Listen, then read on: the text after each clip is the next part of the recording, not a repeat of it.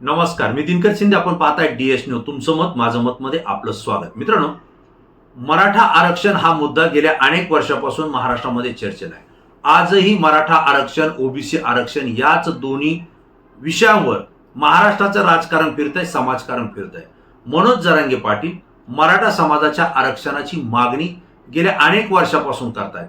2-3 वर्षापासून त्यांचे वेगवेगळे आंदोलन संपूर्ण महाराष्ट्रानं पाहिलेत, राज्य सरकारनं सुद्धा पाहिलेत. एकनाथराव शिंदे मुख्यमंत्री होते, उद्धव ठाकरे मुख्यमंत्री होते आणि आता देवेंद्र फडणवीस हे मुख्यमंत्री आहेत. वेगवेगळे सरकार आले, परंतु जरांगे पाटलांची मागणी मात्र एकच आहे आणि ती कायम त्या ठिकाणी आहे.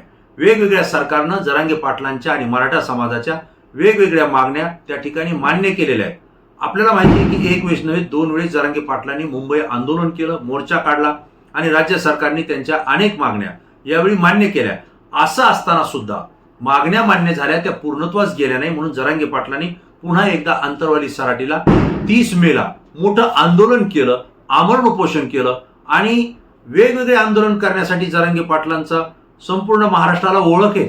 परंतु यावेळेस त्यांनी जे आंदोलन केलं हे रणरणत्या उन्हामध्ये, रानामध्ये बाज टाकून स्वतः ते आमरण उपोषणाला बसले आणि 45 डिग्री तापमानामध्ये आंदोलन करत असताना, आमरण उपोषण करताना जरांगे पाटील आणि त्यांच्यासोबत असलेल्या सहकाऱ्यांना, मराठा आंदोलकांना किती त्रास होतो याची जाणीव सगळ्यांनाच झाली, राज्य सरकारला सुद्धा झाली. आणि याच वेळी आमदार प्रसाद लाड, राधाकृष्ण विखे पाटील हे तात्काळ जरांगे पाटलांच्या भेटीला गेले. राज्य सरकारच्या वतीनं शिष्टमंडळ म्हणून ते त्या ठिकाणी गेले. त्यांच्या ज्या मागण्या आहेत त्या आम्ही मान्य केलेल्या आहेत, पण त्या पूर्णत्वास नेण्यासाठी काय अडथळे आहेत याची पूर्ण माहिती आम्ही घेऊ. मुख्यमंत्री देवेंद्र फडणवीस यांच्याशी चर्चा करू, परंतु तुम्ही उपोषण मागे घ्या अशी विनंती त्यांनी केली होती.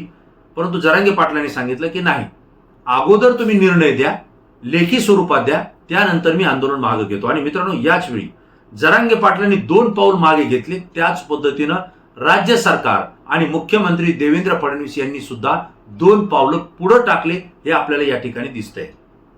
मुख्यमंत्री देवेंद्र फडणवीस यांनी जरांगे पाटलाचं हे आंदोलन गांभीर्याने घेतलं. ज्या मागण्या आपण मान्य केल्या त्या पूर्णत्वास न्यायला काही हरकत नाही असंही त्यांच्या लक्षात विखे पाटील आणि प्रसाद लाड यांनी आणून दिलं. आणि त्यानंतर महाराष्ट्रामध्ये ज्या घडामोडी घडल्या, रात्री 12:30-1 वाजेपर्यंत हे शिष्टमंडळ जरांगे पाटलांजवळ बसून होतं आंतरवाली सराटीमध्ये. त्यांच्या ज्या मागण्या मान्य करण्याच्या होत्या त्या पूर्ण लेखी स्वरूपात दिलेल्या आहेत. आणि त्यानंतर जरांगे पाटलांनी 15 तासानंतर आपलं आमरण उपोषण मागे घेतलं होतं. परंतु त्यासाठी 4 ते 5 दिवसाचा वेळही सरकारला दिला होता. मुख्यमंत्री देवेंद्र फडणवीस असतील, उपमुख्यमंत्री एकनाथराव शिंदे असतील, उपमुख्यमंत्री सुनेत्राताई पवार असतील आणि या तिघांसोबत मराठा उपसमितीचे अध्यक्ष राधाकृष्ण विखे पाटील आणि आमदार प्रसाद लाड या दोघांची सुद्धा भूमिका अत्यंत महत्वाची ठरली. जरांगे पाटील आणि सरकारच्या मध्ये दुवा म्हणून ह्या दोघांनीही काम केलं आणि त्यानंतर खऱ्या अर्थानं या मराठा आंदोलनाला यश येताना या ठिकाणी दिसतंय. जरांगे पाटलांच्या मागण्या सुद्धा त्या ठिकाणी पूर्णत्वास जाताना आपल्याला पाहायला मिळत आहे. आणि मुख्यमंत्री देवेंद्र फडणवीस यांनी मराठा समाजाच्या बाबतीत अनेक निर्णय घेतलेत.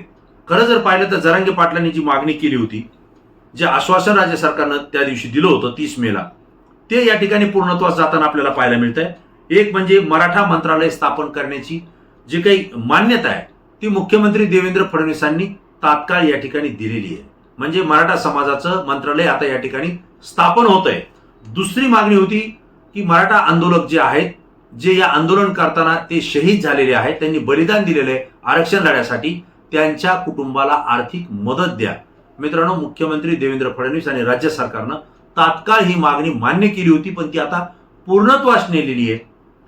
200 पेक्षा अधिक या कुटुंबाला आर्थिक मदत देण्याचं कबूल केलेलं होतं, ती दिली सुद्धा. आणि 34 कुटुंब राहिले होते. या 34 कुटुंबाला सुद्धा 3,40,00,000 रुपये हे राज्य सरकारनं मंजूर केले आणि तो निधी या कुटुंबाला वितरित सुद्धा त्या ठिकाणी होताना आपल्याला दिसतोय. तिसरा मुद्दा होता की ज्यांचं बलिदान गेलेलं आहे आंदोलनामध्ये त्या कुटुंबातल्या एकाला शासकीय नोकरीत घ्यावं. राज्य सरकारने ती सुद्धा मागणी मान्य केली होती. एसटी महामंडळामध्ये सुद्धा काही जणांना नोकरी त्या ठिकाणी देऊ केली होती, परंतु ती नोकरी स्वीकारली नव्हती आणि म्हणून MIDC मध्ये ही नोकरी देण्यात यावी अशी मागणी मनोज जरांगे पाटलांनी केली.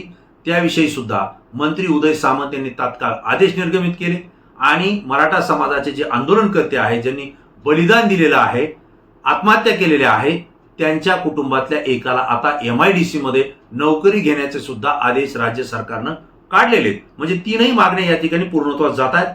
चौथा मुद्दा होता की आंदोलन करताना ज्या आंदोलकावर गुन्हे दाखल करण्यात आलेले ते मागे घ्या आणि हे गुन्हे मागे घेण्याची प्रक्रिया सुद्धा अगदी तातडीनं राज्यामध्ये सुरू झालेली आहे. कोणते गुन्हे कोणत्या भागामध्ये कशाबद्दल दाखल झालेत याची माहिती तात्काळ मराठा उपसमितीनं त्या ठिकाणी घेतलेली आहे, राज्य सरकारनं घेतलेली आहे आणि त्यावर अंमलबजावणी करण्याची प्रक्रिया सुरू झालेली आहे. गुन्हे मागे घेण्याची सुद्धा प्रक्रिया सुरू झाली आहे. म्हणजेच काय तर जरांगे पाटलांनी ज्या मागण्या केल्या होत्या त्यापैकी बहुतांश मागण्या या ठिकाणी मुख्यमंत्री देवेंद्र फडणवीस आणि दोन्ही उपमुख्यमंत्री एकनाथराव शिंदे, सुनेत्राताई पवार, राधाकृष्ण विखे पाटील आणि प्रसाद लाड यांनी त्या ठिकाणी पूर्णत्वास नेण्याचे पूर्ण प्रयत्न या ठिकाणी चालवलेले आहेत आणि याला मनोज जरांगे पाटलांनी आभार मानलेले आहेत राज्य सरकारचे, फडणवीस सरकारचे आणि देवेंद्र फडणवीस यांचे सुद्धा. त्यांनी असं सांगितलं की ज्या मागण्या आम्ही मागण्या केल्या होत्या त्या पूर्ण करण्यासाठी जे राज्य सरकार या ठिकाणी प्रयत्न करताना दिसतंय, पूर्णत्वास नेताना दिसतंय, त्याबद्दल आम्ही सरकारचे आभार मानतो. सरकारविषयी आम्ही खुश आहोत असंही त्यांनी सांगितलंय. पण दुसरा एक निर्णय मुख्यमंत्री देवेंद्र फडणवीस सरकारने या ठिकाणी जाहीर केलाय आणि तो म्हणजे असा आहे, 8 योजना त्यांनी मराठा समाजाला या ठिकाणी जाहीर केल्या ज्या की ओबीसी समाजाला लागू आहेत. त्याच ओबीसी समाजाला लागू असलेल्या 8 योजना आता मराठा समाजाला देण्याचं त्यांनी मान्य केलंय, जाहीर केलंय. आणि विशेष म्हणजे ज्या योजना ओबीसी समाजाला लागू असतील त्या सगळ्या योजना यापुढे मराठा समाजाला सुद्धा दिल्या जातील ही सुद्धा घोषणा राज्य सरकारनं केलेली आहे. कोणत्या 8 योजना आहेत त्यामध्ये पहिली योजना आहे जी मराठा समाजाला आता दिली जाणार आहे, त्यामध्ये शालांत परीक्षोत्तर शिष्यवृत्ती योजना ही मराठा समाजाच्या मुलांना सुद्धा लागू होणार आहे. दुसरं मोटार वाहन चालक व वाहन प्रशिक्षण योजना ही सुद्धा लागू करण्यात आली आहे. माध्यमिक व उच्च माध्यमिक शिक्षणासाठी शिष्यवृत्तीचा लाभ सुद्धा मराठा समाजाला ओबीसी प्रमाणे या ठिकाणी देण्याचं जाहीर करण्यात आलंय. त्यानंतर शैक्षणिक शुल्क जे आहे त्याची सुद्धा प्रतिकृती करण्याचं सुद्धा राज्य सरकारनं ठरवलंय. सर्व व्यावसायिक व तांत्रिक अभ्यासक्रमासाठी पात्रता आणि सवलत सुद्धा मराठा समाजाच्या विद्यार्थ्यांना देण्याचं राज्य सरकारनं ठरवलंय. आणि 6वा मुद्दा, संस्था स्तरावर जे प्रवेश घेतलेले विद्यार्थी आहेत त्यांना सुद्धा याचा लाभ देण्यात येणार आहे. आणि महत्वाचा मुद्दा होता 7वा तो सुद्धा की इतर राज्यामध्ये जरी मराठा समाजाची मुलं शिक्षण घेत असतील तर त्या परराज्यातल्या विद्यार्थ्यांना सुद्धा या योजनेचा लाभ दिला जाईल हेही राज्य सरकारनं जाहीर केलंय. आणि 8वा जो आहे तो अत्यंत महत्वाचा मुद्दा राज्य सरकारनं घेतलाय तो म्हणजे भविष्यात ओबीसी साठी लागू होणाऱ्या नव्या शैक्षणिक सवलतींचा स्वयंचलित लाभ हा मराठा समाजाच्या विद्यार्थ्यांना देण्यात येईल ही घोषणा मुख्यमंत्री देवेंद्र फडणवीस यांच्या नेतृत्वाखाली राज्य सरकारनं केलेली आहे. आता 8 योजना जाहीर केल्या आहेत, जरांगे पाटलांच्या ज्या मागण्या होत्या त्या मान्य करून पूर्णत्वासही नेलेल्या आहेत. हे सगळं होत असताना जरांगे पाटलांनी तातडीने पत्रकार परिषद घेतली आणि राज्य सरकार आणि मुख्यमंत्री फडणवीस यांचे सुद्धा त्या ठिकाणी त्यांनी आभार मानले. आणि विशेष म्हणजे हे सगळं घडवत असताना ज्यांनी महत्वाची भूमिका बजावली ती राधाकृष्ण विखे पाटील आणि आमदार प्रसाद लाड यांचे विशेष आभार मानतो असं सुद्धा जरांगे पाटलांनी सांगितलंय. पण जरांगे पाटील ते जरांगे पाटील आहेत, केवळ योजना जाहीर केल्या म्हणून जरांगे पाटील खुश झाले असं नाही. त्यांनी पुन्हा या ठिकाणी बोलताना असं सांगितलंय की मुख्यमंत्री देवेंद्र फडणवीस आणि राज्य सरकारनं ज्या मराठा समाजाच्या मागण्या मान्य आणि पूर्णत्वास नेल्या त्याबद्दल आभार. ज्या नवीन योजना जाहीर केल्यात ओबीसी प्रमाणे त्यासाठी सुद्धा आभार. म्हणजे मराठा समाज राज्य सरकारवर खुश झालाय का तर हो खुश झालाय. पण एकीकडे खुशी आणि दुसरीकडे मराठा समाजाच्या पोरांचा घात होता कामा नये अशी शंका सुद्धा जरांगे पाटलांनी उपस्थित केली आहे. आणि उपस्थित करताना त्यांनी असं सांगितलंय की मराठा समाजाचा घात मुख्यमंत्री देवेंद्र फडणवीस करणार नाहीत असा मला विश्वास आहे. मराठा समाजाची नाराजी ते राज्य सरकारवर घेतील असं मला वाटत नाही असाही दुजोरा त्यांनी या ठिकाणी दिलाय. परंतु राज्य सरकारने मराठा समाज आपल्यावर नाराज होऊ नये, तो खुश राहावा यासाठी काळजी घ्यावी असा सुद्धा सल्ला त्यांनी देवेंद्र फडणवीस आणि सरकारला दिलेला आहे. पण हे सांगत असताना त्यांनी सांगितलंय आमच्या ज्या मुख्य आणि मूळ मागण्या त्याच्याकडे दुर्लक्ष होता कामा नये. कारण तुम्ही मराठा समाजाच्या नवीन योजना जाहीर केल्यात, समाजाला तुम्ही लाभ देतायत, हे योग्य आहे, हे चांगली गोष्ट आहे. परंतु मराठा समाजाला खुश करायचं असेल तर आमच्या ज्या मूळ आणि मुख्य मागण्या त्या संदर्भात तातडीनं कारवाई करणं गरजेचं आहे आणि त्यापैकी मुख्य मागणी आहे की 58 लाख नोंदी ज्या महाराष्ट्रामध्ये मराठा समाजाच्या कुणबी म्हणून शोधल्या गेलेल्या आहेत, सापडलेल्या आहेत, त्या 58 लाख मराठा समाजाला कुणबीचे प्रमाणपत्र तात्काळ द्या, ही आमची मुख्य मागणी आहे.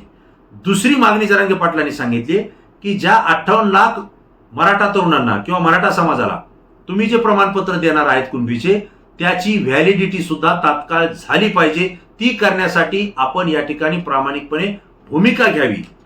तिसरा मुद्दा त्यांनी सांगितलाय की हैदराबाद गॅजेट प्रमाणे मराठ्यांना कुणबी प्रमाणपत्र देण्याची जे काही तुम्ही घोषणा केलेली आहे त्यानुसार सुद्धा तात्काळ प्रमाणपत्र देण्याची कारवाई ही सुरू करावी. चौथा त्यांनी महत्वाचा मुद्दा याच्यामध्ये मांडलाय की या मागण्या मान्य आणि पूर्णत्वास आपण नेत आहेत, परंतु त्यासोबतच सातारा संस्थानचं असेल, कोल्हापूरचं असेल, औंधचं असेल किंवा पुण्याचं असेल, हे गॅजेट लागू करण्याचा GR सुद्धा तुम्ही काढा. या आमच्या प्रमुख आणि मूळ मागण्या आहेत. या आमच्या जीवाच्या मागण्या, हा आमचा खरा आंदोलनाचा जीव आहे, आत्मा आहे, असं जरांगे पाटलांनी राज्य सरकार आणि देवेंद्र फडणवीसांना सांगितलंय. एकंदरीत काय त्यांनी बोलताना स्पष्टपणे सांगितलंय की मराठा समाज राज्य सरकारवर खुश झालाय का, तर हो, पण एकीकडे खुशी आणि दुसरीकडे मराठा समाजाचा घात होऊ नये याची काळजी देवेंद्र फडणवीस सरकारनं घ्यावी, असं सुद्धा त्यांनी सांगितलंय. म्हणजे थोडक्यात जरांगे पाटलांना या सगळ्या निर्णयामध्ये आनंदही झालाय, समाधानही झालंय, परंतु मनामध्ये वेगळी शंका सुद्धा येते. कारण एकीकडे ज्या मागण्या केल्या नव्हत्या त्या मागण्या ओबीसी प्रमाणे मराठा समाजाला आरक्षण देण्याच्या त्या राज्य सरकारनं निर्णय घेतलेला आहे. यामध्ये हे देत असताना मराठा समाज खुश झालाय, आता आम्ही त्यांच्या मागण्या मान्य केल्यात असं म्हणून राज्य सरकारनं मराठा समाजाच्या जरांगे पाटलाच्या मूळ मागण्याकडे दुर्लक्ष करता कामा नये.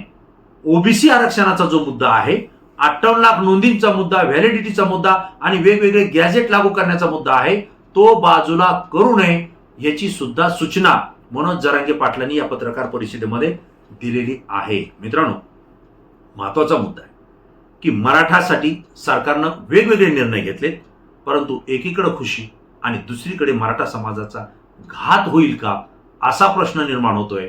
आणि जरांगे पाटलांना नेमकी काय मनामध्ये शंका आहे ही त्यांनी बोलताना या ठिकाणी व्यक्त केली आहे. जे मला वाटलं, जे मला लक्षात आलं, मी तुमच्यापर्यंत या ठिकाणी मांडलेलं आहे. मित्रांनो, तुम्हाला काय वाटतंय? तुमची प्रतिक्रिया तात्काळ द्या. राज्य सरकारनं मराठा आरक्षणाच्या संदर्भात आणि जरांगे पाटलांच्या मागण्या संदर्भात योग्य निर्णय घेतलाय का, की या निर्णयामागे आणखी काही वेगळी चाल आहे? तुम्हाला काय वाटतंय? तात्काळ तुमची प्रतिक्रिया द्या, कारण तुमची प्रतिक्रिया संपूर्ण महाराष्ट्रातून असते, ती अत्यंत अभ्यासू असते, म्हणून आमच्यासाठी महत्त्वाची असते. मित्रांनो, पुन्हा नवीन विषय, नवीन मुद्दा घेऊन आपल्या समोर येईल. तोपर्यंत धन्यवाद.